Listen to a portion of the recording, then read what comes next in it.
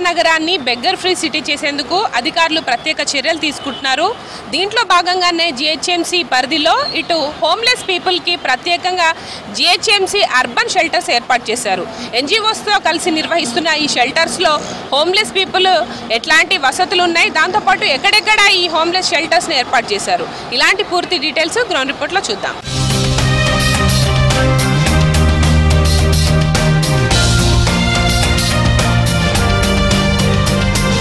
ప్రస్తుతం మనం బేగంపేటలోని urban homeless సెంటర్లో ఉన్నాము. ఇక్కడ చూడొచ్చు చాలా వరకు కూడా ఎవరూ లేని వారిని చేరదీసి ఇక్కడ వాళ్ళకి కావాల్సిన అన్ని వసతులను కల్పిస్తూ ఏదైనా అనారోగ్య సమస్యలు వచ్చినా కూడా చూసుకుంటున్నారు. ప్రస్తుతం జిహెచ్ఎంసీ పరిధిలో దాదాపు 18 అర్బన్ హోమ్లెస్ కేంద్రాలను ఏర్పాటు చేశారు. అందులో ప్రస్తుతం మనం ఉన్నది బేగంపేట ఏరియాలో. ఇక్కడ ఒక ఎన్జిఓతో కలిసి ఇటు జిహెచ్ఎంసీ ఈ ప్రాంతాన్ని అయితే నిర్వహిస్తోంది. అయితే ఈ కేంద్రానికి సంబంధించి మనతో మాట్లాడడానికి అమ్మన్ వేదిక ఎన్జిఓ నిర్వాహకులు కావచ్చు, మేనేజర్ ఉన్నారు ఆంజనేయులు గారు. చెప్పండి, ఎట్లా ఉందండి ఈ కేంద్రంలో? మీరు ఎప్పటి నుండి వర్క్ చేస్తున్నారు? ఎంతమంది ఉంటారు ఇక్కడ హోమ్లెస్ పీపుల్? నేను 2010 నుంచి స్టార్టింగ్లో షెల్టర్ అప్పటి నుంచి ఉంటున్నాను అండి. దాదాపు 15 ఇయర్స్ అవుతుంది. ఈ షెల్టర్ జిహెచ్ఎంసీ త్రూ అమన్ వేదిక ఎన్జిఓ రన్ చేస్తుంది. చాలామంది వర్క్ కొరకు సిటీ నుంచి, హైదరాబాద్ అంటే సిటీ అంటే ఏదో ఒక పని దొరుకుతుందని చాలామంది హైదరాబాద్కి వస్తుంటారు. ఫ్యామిలీ లేని వాళ్ళు, ఎవరు లేని వాళ్ళు, ఏదో ఒక జాబ్ సెర్చ్ కోసం వచ్చేవాళ్ళు, వేరే వేరే స్టేట్ నుంచి బీహారు, మహారాష్ట్ర, ఒరిస్సా, ఢిల్లీ నుంచి కూడా వచ్చేవాళ్ళు ఉన్నారు. అలాగే ఆంధ్రప్రదేశ్, తెలంగాణ, వేరే వేరే స్టేట్ వాళ్ళు కూడా వస్తారు. చాలామంది వీళ్ళంతా ఎందుకంటే అమౌంట్ ఉండదు, వాళ్ళు రాగానే వాళ్ళంతా ఫుట్పాత్ మీద అక్కడక్కడ పడుకోవడం జరుగుతుంది. వాళ్ళని మేము మొబిలైజేషన్ టీం ఉంటారు, మా టీం వెళ్ళి ఎక్కడెక్కడైతే వీళ్ళు ఉంటారో వాళ్ళని తీసుకొచ్చి అట్లా రోడ్డు మీద ఉండకండి, మీ హెల్త్ ఖరాబ్ అవుతుంది, ప్లస్ మీకు ఏమీ ఆసరా ఉండదు. ఇక్కడ షెల్టర్ ఉంది, జిహెచ్ఎంసీ రన్ చేస్తుంది. మీరు షెల్టర్లో ఒక ఇల్లు ఎలా ఉంటుందో అలా ఉంటుంది, ప్రతి ఒక్క ఫెసిలిటీ ఉంటుంది. వచ్చి మీరు ఒకసారి ఉండి మీరు ఒకవేళ మంచిగా ఉందంటే మీరు ఉండి చూడండి అని చెప్పి వాళ్ళకి తీసుకొని రావడం జరుగుతుంది. మేమే కాకుండా ఇంకా పోలీస్ త్రూ వాళ్ళు కూడా వస్తుంటారు, లోకల్ పీపుల్ చెప్పిన వస్తుంటారు, వేరే అదర్ ఎన్జిఓ వాళ్ళు కూడా చెప్తుంటారు ఇక్కడ షెల్టర్స్ ఉన్నాయని బేగంపేటలో. అలా చాలామంది ఇక్కడ షెల్టర్కి వస్తుంటారండి. అంటే ముఖ్యంగా ఈ బెగ్గర్స్ కావచ్చు, హోమ్లెస్ వాళ్ళని మీరు ఎట్లా గుర్తిస్తారు? ప్రధానంగా ఏ ఏరియాల నుంచి తీసుకొచ్చి ఇక్కడ ఉంచుతున్నారండి? చాలామంది హోమ్లెస్ పీపుల్ చాలామంది సికింద్రాబాద్ రైల్వే స్టేషను, నాంపల్లి, బేగం బజారు, దబీర్పుర, కాచిగూడ రైల్వే స్టేషన్లోను, మాంకాలి దగ్గర చాలామంది హోమ్లెస్ పీపుల్ ఇక్కడ స్టే చేస్తారు. వర్క్ కోసం అక్కడే ఉంటూ నిలబడి ఏదైనా వర్క్కి వెళ్తే వాళ్ళు చేసుకొని మళ్ళీ అక్కడే స్టే చేసిన వాళ్ళు ఉంటారు. అలా అక్కడ నుంచి మేము వెళ్ళి వాళ్ళని తీసుకొని రావడం జరుగుతుందండి. వచ్చిన తర్వాత వాళ్ళు ఒక వెల్కమ్ కిట్ అనేది ఇస్తాం. ఎందుకంటే చాలామంది హోమ్లెస్ పీపుల్ ఏంటంటే రోడ్ల మీద ఉన్నప్పుడు స్నానాలు ఉండదు, ఎందుకంటే వాళ్ళ దగ్గర అమౌంట్ ఉండదు.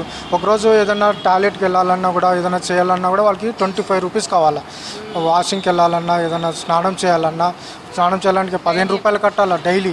అలా వాళ్ళ దగ్గర ఎప్పుడో వారానికి ఎప్పుడో ఒకసారి వర్క్ దొరుకుతుంది, రెగ్యులర్గా పని కూడా దొరకదు రోడ్డు మీద ఉన్నప్పుడు. అలా వాళ్ళకి డబ్బులు కొంచెం ఇబ్బంది అవుతుంది స్నానాలు చేయకుండా. అలా షెల్టర్కి వచ్చినప్పుడు ఒక వెల్కమ్ కిట్ అనేది ఇస్తాం. అందులో ఒక జత బట్టలు ఉంటుంది, పేస్ట్, సోప్స్, ఆయిల్ అన్నీ ఉంటాయి. అవి ఇచ్చిన తర్వాత వాళ్ళు స్నానం చేపిస్తాము.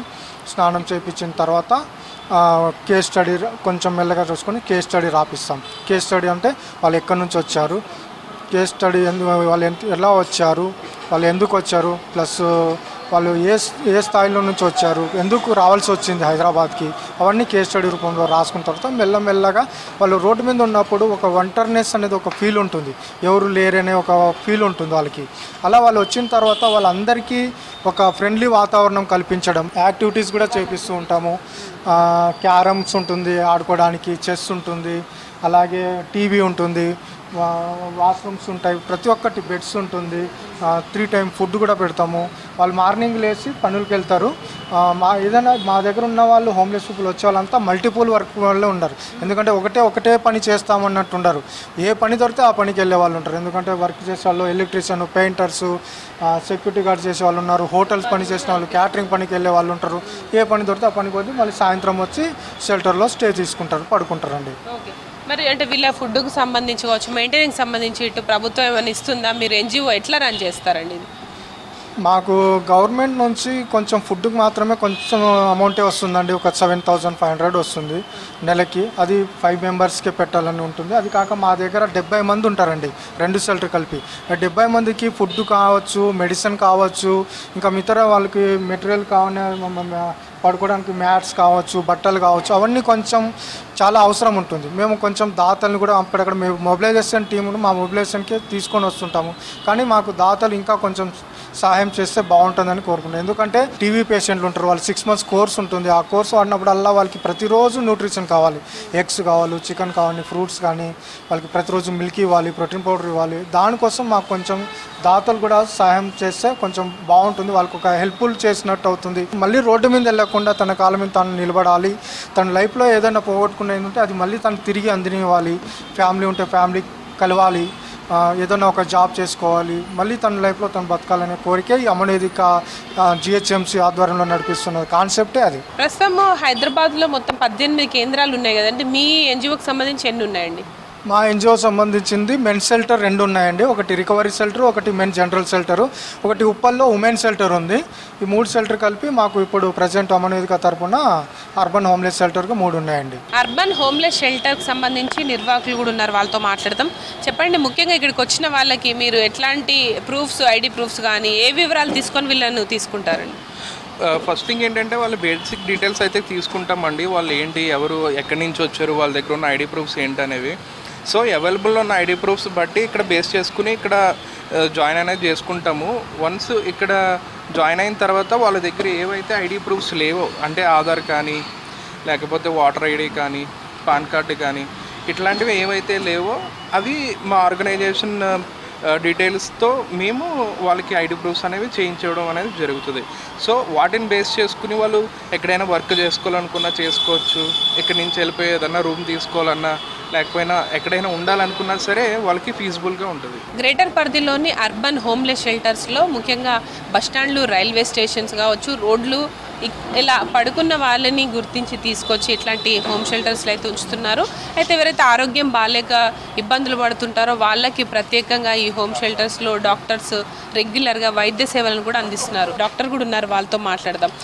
సార్ నమస్తే. ముఖ్యంగా ఈ అర్బన్ హోమ్లెస్ సెంటర్స్లో వచ్చే వాళ్ళకి మీరు ఎట్లాంటి అనారోగ్య సమస్యలను గుర్తిస్తున్నారు? HIV, TB, అట్లా రోడ్ యాక్సిడెంట్స్, తర్వాత ఇంజురీస్, ఇదిగో కాళ్ళు మొత్తం ఫ్రాక్చర్ అయిపోయింది. ఈయన ఒక 4-5 నెలల నుంచి ఇక్కడే ఉన్నాడు. ఆయన తగ్గాలంటే ఇప్పుడు ఏంటంటే గాంధీ హాస్పిటల్ తీసుకెళ్తే పైన ఇస్తున్నారు ట్రీట్మెంట్. అది సరిపోవాలంటే రాడ్ వేసారు పాప. ఆ రాడ్ ఇన్ఫెక్ట్ అయ్యి మళ్ళీ అడ్మిట్ చేయాల్సి వస్తుంది. ఇట్లాగేంటంటే చాలామంది వాళ్ళందరూ కూడా ఇప్పుడు that person for last more than 1 year. ఇలాంటి వాళ్ళకి ఏంటంటే లాంగ్ ట్రీట్మెంట్ కావాలి. దానికి సంబంధించి పాపం అమన్ వేదిక వాళ్ళు చాలా కష్టపడి మందులన్నీ ఇస్తున్నారు. వాటిని అలా సర్దుతున్నాం. అప్పుడప్పుడు టానిక్లన్నీ అవి ఇస్తున్నాం. కానీ నిజానికి చెప్పాలంటే సరిపోదు ఇదంతా. ఎవరు లేని వాళ్ళు ఇక్కడ ఆశ్రయం పొందుతున్నారు, అందులో కొంతమంది ఉన్నారు, వాళ్ళతో కూడా మాట్లాడదాం. అంకుల్ आप कहाँ से आए? हैदराबाद को कब आए आप? काम के लिए आया था, 1 साल हो गया मैं इधर काम कर रहा था. जब मैं इधर से गुजर रहा था समय कार एक्सीडेंट मार गया. यहाँ के लोग बताए अमन वेदिका का होम है, उधर जाइए आपका इलाज होता है बोलते. यहाँ के अधिकारी लोग मुझे हॉस्पिटल में एडमिट कराकर ऑपरेशन कराकर राड डालने लगा है. मैं अब ठीक से चलता हूँ. डॉक्टर का कहना है कि अभी 6-7 दिन में राड निकाल के तुम ठीक हो जाएंगे बोलते हैं. आपका फैमिली की इन्फॉर्मेशन दी है आप? फैमिली में मैं अकेले बच गया. मेरा माता पिता मेरे बचपन में गुजर गए. मेरे एक शादी होने के बाद मेरी बीवी डिलीवरी में एक्सपायर हो गई. एक लड़की है, उसकी शादी कर दिया हूँ मैं, एक लड़की थी. अब मैं अकेला बच गया हूँ. इसका से सहारा है हमें. यहाँ के अधिकारी लोग बहुत अच्छी से तरह से देखते हैं. डॉक्टर साहब हैं, वो टाइम पर हमको अच्छा ट्रीटमेंट देते हैं. टाइम पर गोलियाँ, टॉनिक, ग्लूकोज, इंजेक्शन सभी की व्यवस्था है. इधर आरोग्य का कोई चिंता नहीं है मुझे. तो किसी खाना, ब्रेड, टिफ़न, सब मिल्क सभी मिलता है. मेरा टाइम टू टाइम भोजन है और कोई किसी की बात की शिकायत नहीं इस होम से. Thank you. వీటి నిర్వహణ బాధ్యతలు చేపట్టిన అధికారులు కూడా మనతో ఉన్నారు, మాట్లాడదాం. దేవేందర్ రెడ్డి గారు ప్రాజెక్ట్ ఆఫీసర్ ఉన్నారు. సార్ చెప్పండి, హైదరాబాద్ వ్యాప్తంగా కూడా చాలామంది డిఫరెంట్ స్టేట్స్ నుంచి వస్తుంటారు. కొంతమంది బెగ్గింగ్ చేసుకుంటారు, ఏం లేని వాళ్ళు రోడ్ల పైన కావచ్చు, బస్ స్టాండ్లో పడుకుంటున్నారు. అలాంటి వాళ్ళకి ఈ ఎన్జిఓస్ ఎలా ఉపయోగపడుతున్నాయి? మీరు కల్పిస్తున్న ఈ అర్బన్ హోమ్లెస్ సెంటర్స్ ఎట్లా ఉన్నాయి? జిహెచ్ఎంసీ కమిషనర్ గారి ఆదేశానుసారం హైదరాబాద్లో ఎక్కడ కూడా మనకు బెగ్గర్స్ రోడ్ల మీద కనిపించకూడదు. మేము ఇప్పుడు మొన్నటి మేము సర్వే 3 days చేయటం జరిగింది. దాంట్లో భాగంగా 2032 మందిని ఐడెంటిఫై చేసి దాంట్లో వాళ్ళని కౌన్సిలింగ్ చేసి ఎవరెవరైతే ఇక్కడిక్కడ సిటీలో హోమ్స్ ఉన్నాయో లేకపోతే సరౌండింగ్స్ ఉన్నాయో వాళ్ళందరూ కూడా కౌన్సిలింగ్ చేసి వాళ్ళ ఇళ్ళకి పంపించడం జరిగింది. అందులో నుంచి మేము ఒక 19 మందిని ఐడెంటిఫై చేసి వాళ్ళని మనకున్న షెల్టర్ హోమ్స్ ఏవైతున్నాయో షెల్టర్ హోమ్స్లోకి పంపించడం జరిగింది. ఇప్పుడు మనం షెల్టర్ హోమ్ పోయినప్పుడు ఏం చేస్తామంటే వీళ్ళకి కావాల్సిన ఫుడ్ ఇస్తాం, వాళ్ళకి కావాల్సిన బట్టలు కానీ వాళ్ళకు అన్ని అరేంజ్మెంట్స్ కూడా ఉంటాయి. ఇప్పుడు మనం సిటీలో ట్రైనింగ్ సెంటర్స్ కూడా ఉన్నాయి. ఇది దాంట్లో కూడా ఎన్జిఓస్ పార్ట్నర్షిప్లో ఇప్పుడు షెల్టర్స్ కూడా ఎన్జిఓస్ పార్ట్నర్షిప్లో ఉంది. అట్లనే ఎవరైనా స్కిల్స్ కావాలంటే కూడా వాళ్ళ స్కిల్స్ డెవలప్ చేసుకుంటూ వాళ్ళకు ఎంప్లాయ్మెంట్ ఆపర్చునిటీ కూడా కల్పిస్తున్నాం. రెస్పాన్స్ అయితే బాగుంది సార్. మళ్ళీ తీసుకొని వెళ్ళేవాళ్ళు అంటే రెస్పాన్స్ ఉన్నదమ్మా, మనం చేసే సర్వీస్ కూడా అట్లే ఉన్నది. కాబట్టి వాళ్ళని మనం ఉత్తగానే ఈరోజు పట్టుకపోయి ఆడ ఏదో షెల్టర్ వేసి మళ్ళీ వదిలిపెడితే మళ్ళీ కూడా వాళ్ళు మళ్ళీ సేమ్ ప్రాబ్లం రిపీట్ అవుతుంది. కాబట్టి దానికి వేరే ఆల్టర్నేట్ ఆలోచన కూడా చేస్తున్నాం. దానికి కంపల్సరీ పగడబందీగానే చేసే ఆలోచన మీద ఉంది. ఇప్పుడున్న కమిషనర్ గారు కానీ మా యూసీడీలో ఉన్న వాళ్ళు అందరం కలిసి దాన్ని తప్పకుండా మా కమిషనర్ గారి ఆదేశానుసారం బెగ్గర్ ఫ్రీ సిటీ చేయడానికి, బెగ్గర్ అంటే బెగ్గర్స్ అనే బదులు హోమ్లెస్ వాళ్ళందరికీ కూడా మేము ఏదో షెల్టర్ ఇవ్వడానికి ప్రయత్నం చేస్తాం.